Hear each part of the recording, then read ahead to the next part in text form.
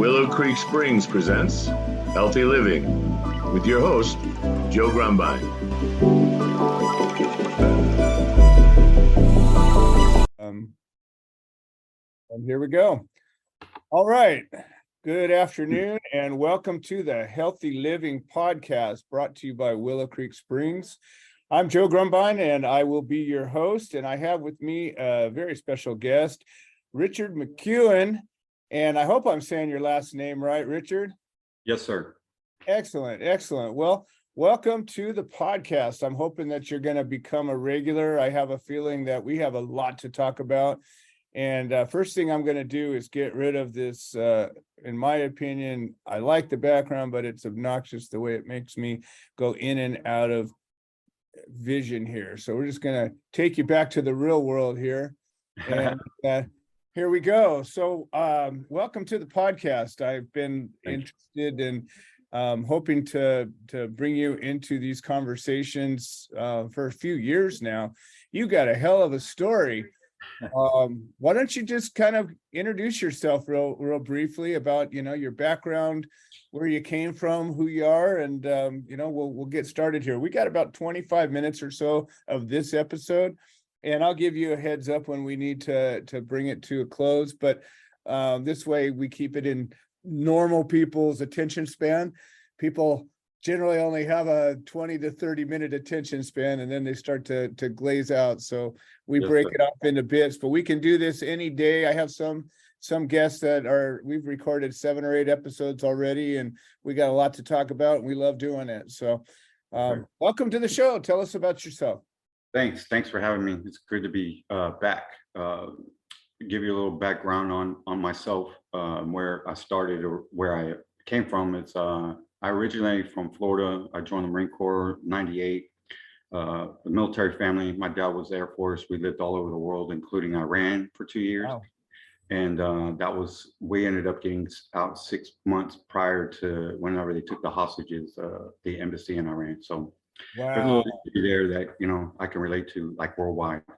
And as I grew up in the military, traveling, schools every 4 years, that was interesting. And traveling the world, it really enlightened me to a lot of real world things that everyone deals with. And when I joined the Marine Corps, '98, I got out in 2004. I was infantry with the 3rd Battalion, 4th Marines. My unit was one that ended up taking the statue of Saddam down. So I'm no kidding. Wow. Yeah, proud of my Marines. I didn't deal with them. I ended up getting out, but well, I want to thank you for your service. I think that I've been wanting to work with veterans for all my life. I've run 2 different nonprofits and a for-profit business, and I'm always trying to work with and help veterans. And I have a number of friends that are disabled veterans, and I do help them individually. But I swear to you, what is wrong with you people? Like, you guys don't accept other people's help for some reason. we're used to being in control. That's okay. So, All right. It tends to be, hard to ask for that help sometimes when you're used to being the forward tip of the spear. So understood.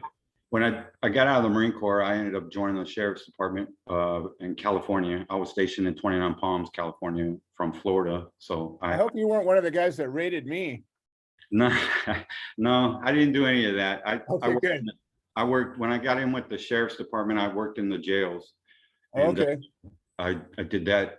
I didn't get special teams until I was a year in, and I ended up getting on the search and rescue team. So I got to apply a lot of what I learned in the Marine Corps, looking for, other people right, to help search, and bring people home. So I got part of the team, and I did that, relative to my whole career. In 2015, I had suffered a attempted murder on me, and my taser broken over my head, and I ripped my sciatic nerve in half. And yeah, it was a pretty bad deal. Almost lost my life, and it went to like workman's comp. And ever since that point, getting help is like coming out of the military and you go to the VA and you want to get rotated back into your unit. It's just not going to happen because of the system.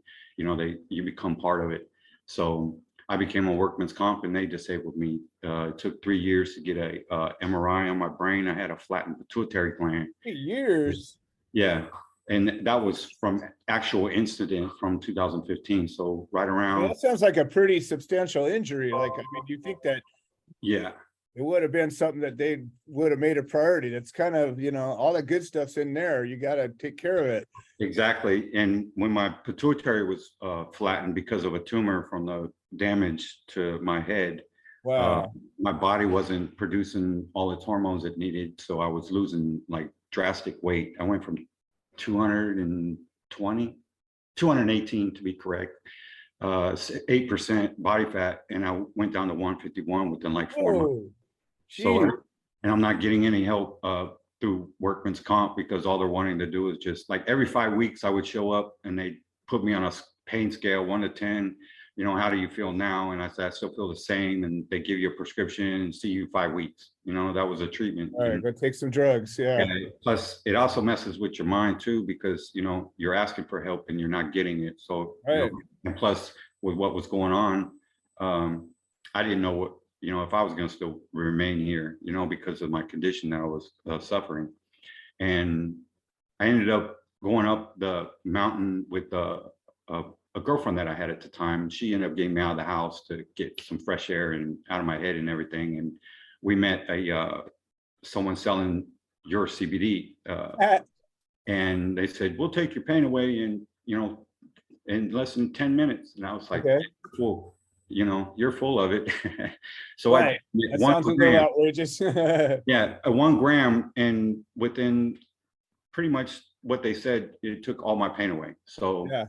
I gave my girlfriend a shot of the 1 gram, and it took our anxiety away. She couldn't go up the mountain and look over, and it would freak her out. And when I saw that, I flipped the car around. Forget about how it was, it helped her. So I Yeah. flipped the car around, bought a bottle, and I took it for about a month and had my pituitary gland, had an MRI done, and it was showing that it was active.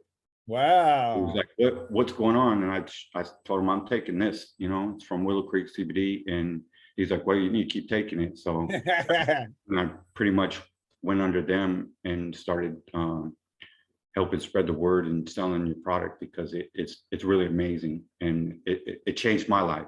It got me out of my head.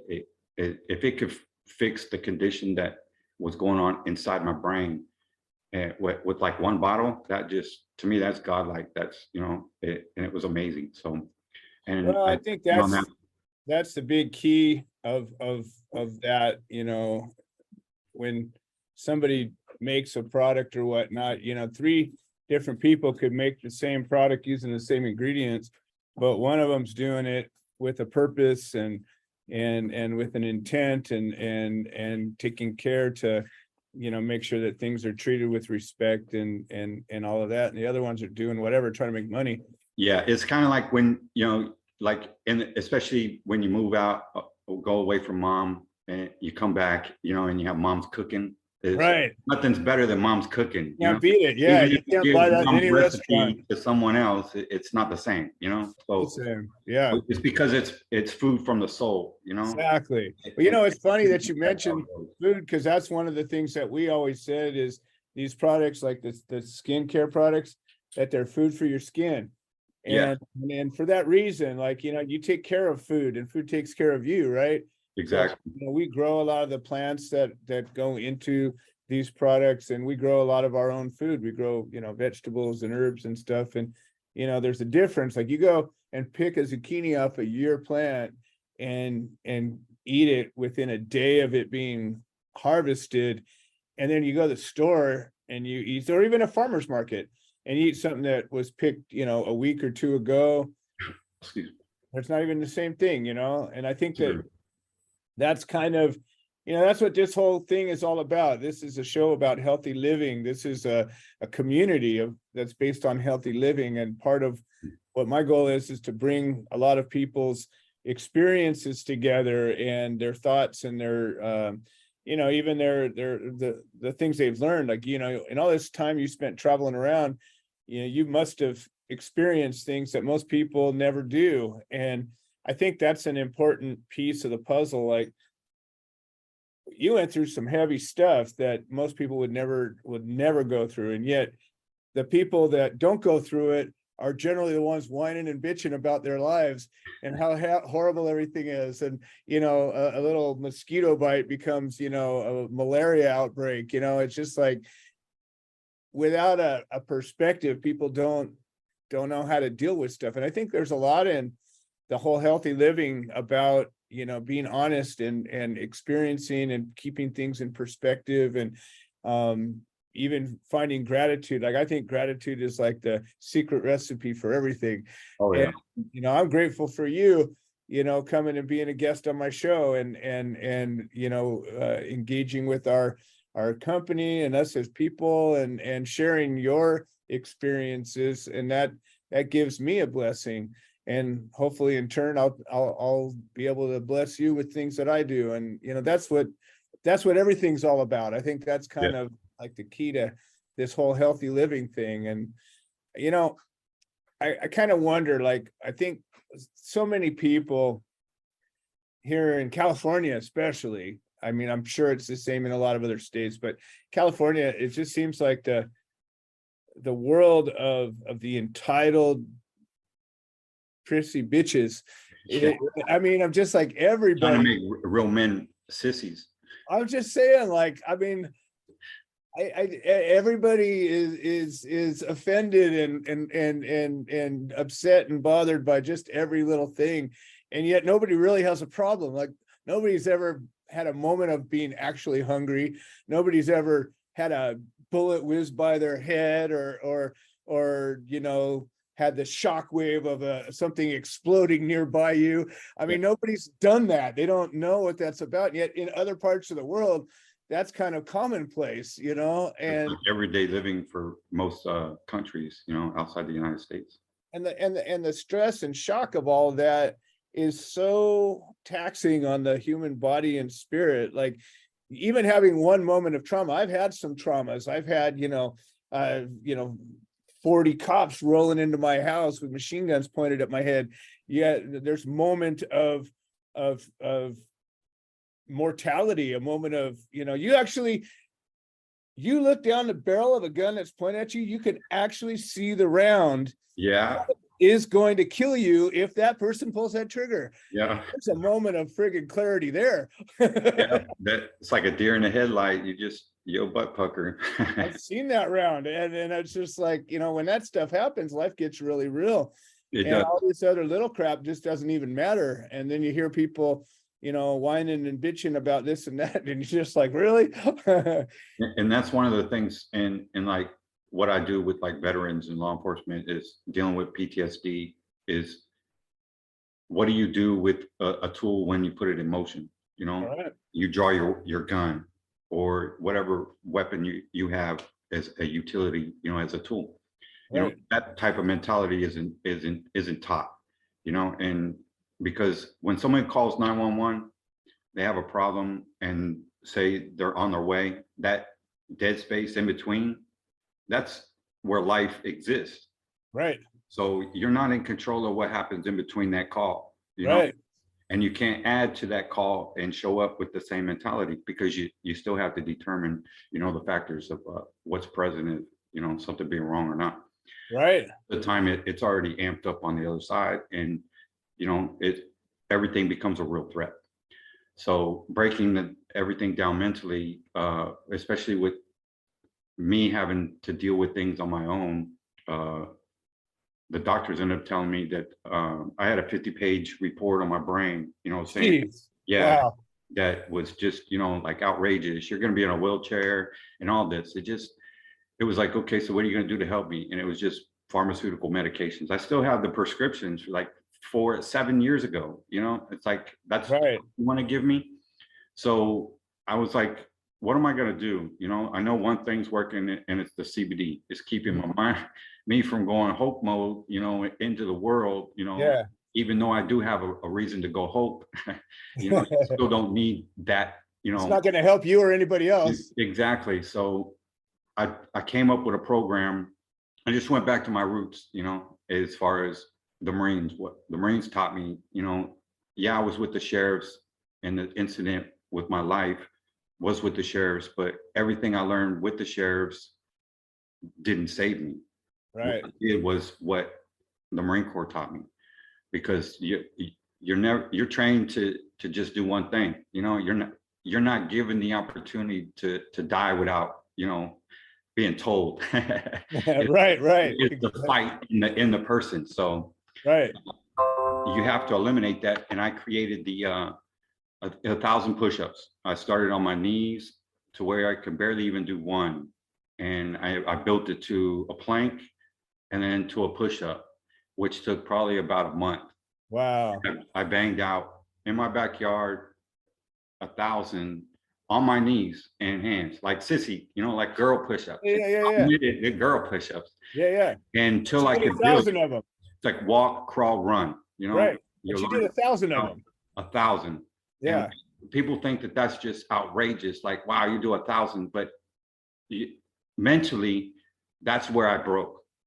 It took up to 1,000 for me to be normal, in my mind. Right. Be able to sleep, stay out of my head, be able to eat, things like that. And that's veterans deal with, or PTSD in general. It's not just veterans. Anyone in the world can have. Right. It's not. You don't have to go to a battlefield to get, PTSD. Which is battles happen everywhere. Exactly. And it's called life. Right. So coming up, I changed the post-traumatic stress disorder to physical training standard dynamics. Nice. I had the Marine Corps attorney, top attorney for them, get in contact with me for my my yellow footprints in my design. The YF, yellow footprints, and then the scope, which the footprints are in align with your destiny. Right. Okay. Find yourself with where you need to be. So that's your footprint. Well, I argued it in and ended up getting my trademark to I could keep. Nice. It belongs to everyone. What's the yellow? I don't know the yellow. Yellow.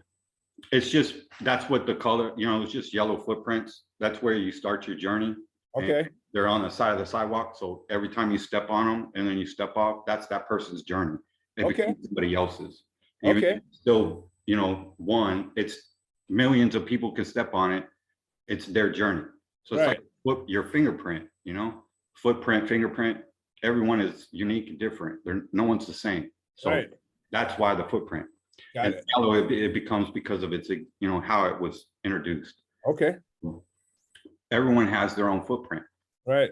So realigning yourself back to your focus, everyone gets pulled away from everyone else. The weaknesses in themselves they put onto you, and you can't do that, or you'll never do this, or whatever. It's information that you store like a sponge, and it puts as a barrier to where you start thinking that that's real. Right. And that's not right. So you have to align yourself back to your true existence. You have to let go of the world, and that's pretty hard if the world is all up here. Right. With the push-up program, I started 1,000 push-ups for 30 days, and I was giving a veteran a free bottle of your CBD to start. And what it did was, I even have videos of that, man, this is like really saved my life. This is helping. This is amazing, and it takes them out of their head, and they could sleep.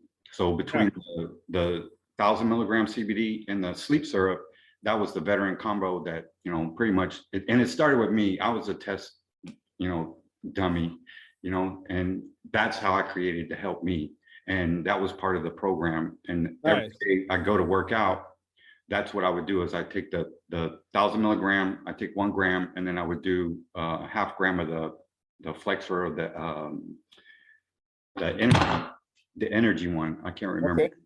Oh yeah. The Fireball. Yeah. Yeah. Half gram of Fireball and 1 gram of 1 milligram of the CBD, and I pushed through the whole 1,000 like it was nothing. No kidding. Natural energy, and it when you start to climb in those high numbers, you start to play like a chess match with yourself in your head as far as your numbers. So it taught me to where I could break them down into a smaller amount to achieve larger, Yeah, I watched you do one video when you were doing it, and you were doing, I don't remember, you were doing 20 or 10s, and then you were doing these reps, and then you stop for a minute, and you jump back into it, and you were doing numbers. But trying to figure out where you could last the whole 1,000 and not exhaust all your energy, is you have to do it mentally. And right.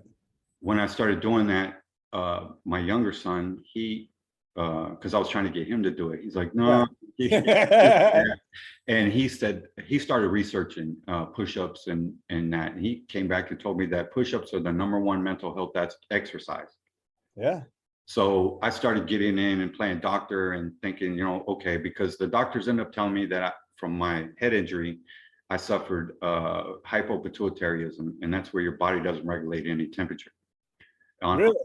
Yeah, and it's an incurable disease, is what they say. So with natural medicine, that ended up curing my temperature, and oh, really? now I'm able to withstand 45-degree weather or temperature Nice. for more than 40 minutes. So okay, wow. Bringing that back to being normal in that state, but it's also in your mindset. And it comes. The human body to me has always been so amazing because it seems to be able to repair itself of just about anything.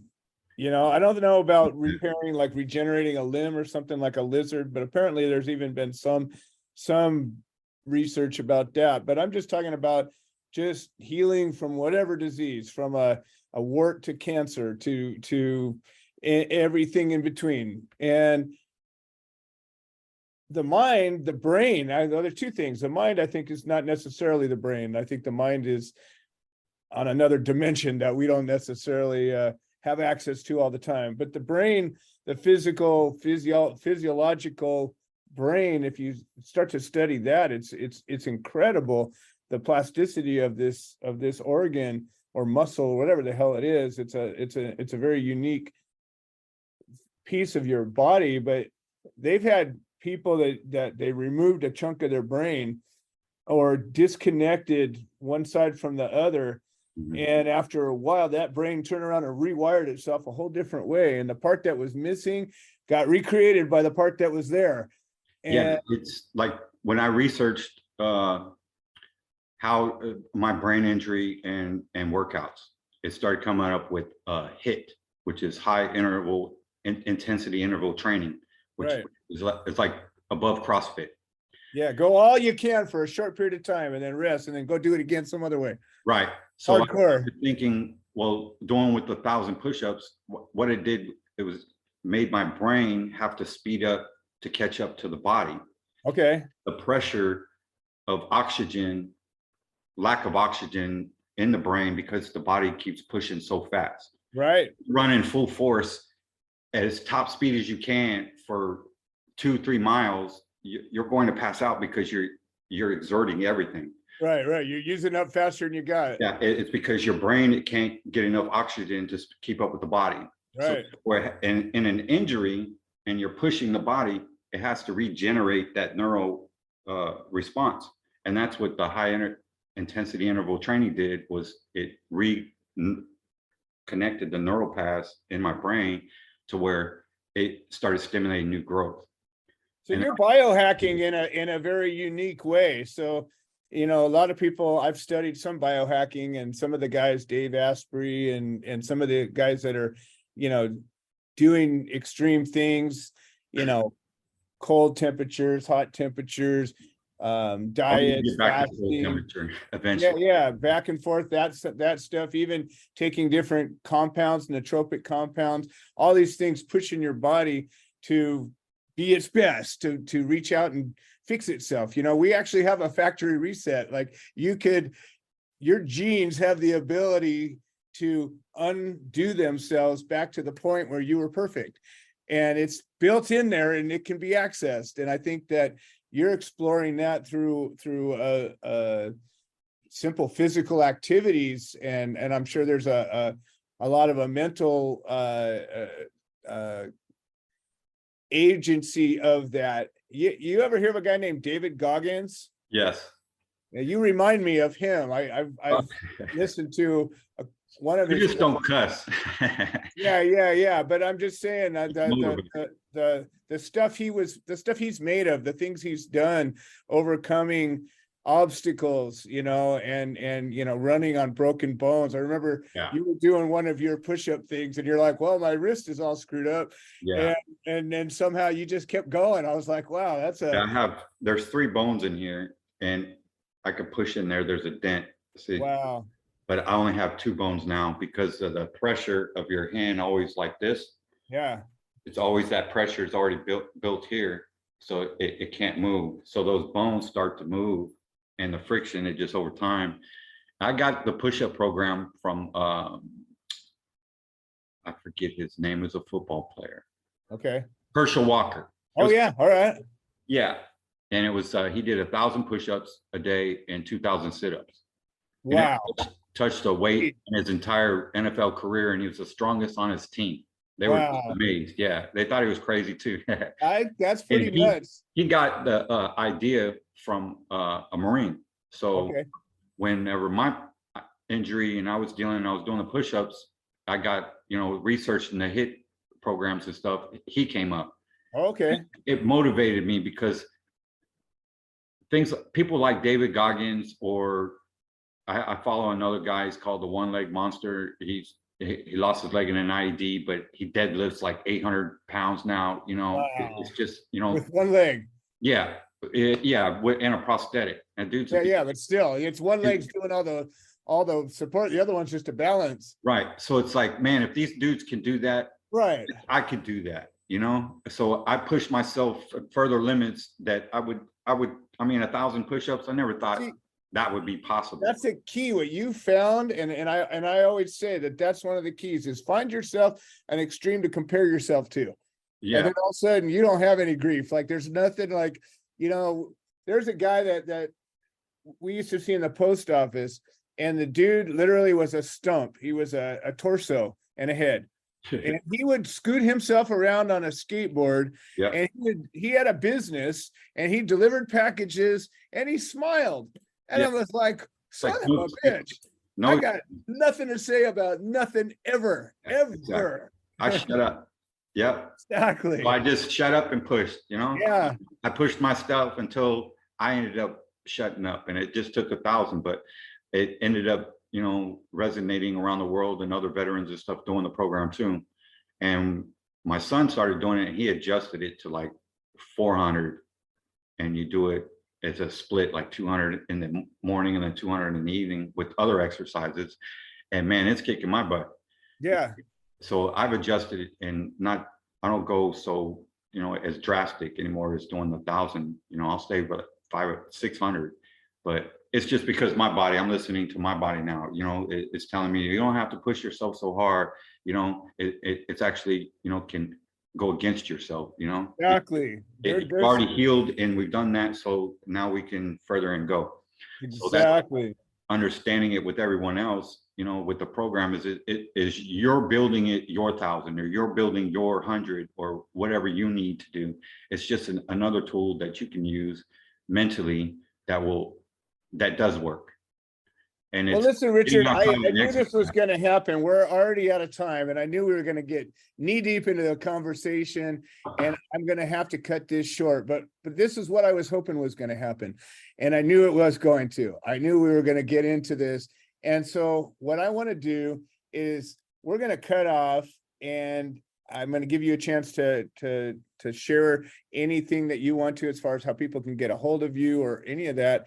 And I want to schedule another one of these very soon, maybe even tomorrow, because I want this we have so much to talk about. I have more questions than answers right now. And this is what I was hoping. And, that's the whole point of this, is that, you're sharing an experience that to me is fascinating, and it gives me an opportunity to share a little bit of the journey that I've taken and the people that I've met. And that's what community is. Like, human beings are designed to be communal, and sitting around a campfire telling stories and working together and playing together and loving together and laughing together. That's where we're at our best. And I think that's what we're creating here. So I'm going to give you a parting shot, a chance to give everybody the way to reach you, anything you want to say, and then we're going to have to cut this one short.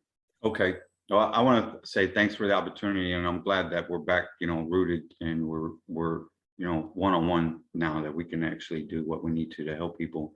Absolutely. My main goal, Joe, is just to let everyone know that they're not alone. That's about it.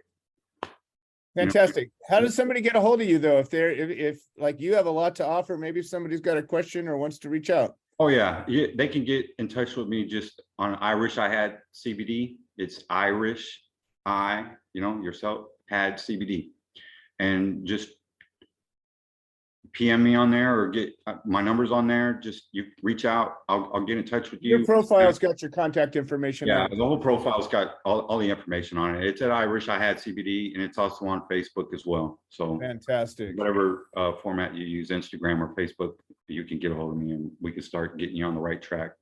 Awesome. All right, Richard. Well, like I said, we have so much to talk about. I can see a dozen episodes without even really getting deep into it yet. So let me know when we can do this again, and I will make myself available. It's this easy. Like we could literally do this anytime. And, folks, I appreciate you all being here. And this has been the Healthy Living Podcast, and we'll see you next time. Have a good day.